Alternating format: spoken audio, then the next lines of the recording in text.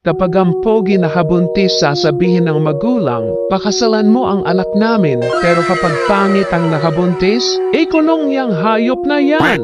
Random facts. Pagkakaiba ng pangit sa gwapo, maraming makaka-relate dito. Kapag gwapo ang nagbenta ng produkto, sasabihin ng mga tao, ang sipag naman ni kuya. Pero kapag kaming mga pangit ang nagbenta, tatanungin niyo pa kami ng, malinis ba yan? Kapag gwapo ang bumeso sa babae, kikiligin ang mga nasa paligid. Pero kapag pangit ang bumeso sa babae, magre-react ang nasa paligid at sasabihin na, pwede ka kasuhan sa ginagawa mo. Kapag pogi ang nanlilimos sa daan, sasabihin ng mga tao, OMG, tulungan natin si kuya. Pero kapag kaming mga pangit, sasabihin nyo, baka ipang rugby mo lang yan ha. Kapag mahal ang suot ng pogi, wow, ang yaman mo siguro. Kapag mahal ang suot ng pangit, saan mo na naman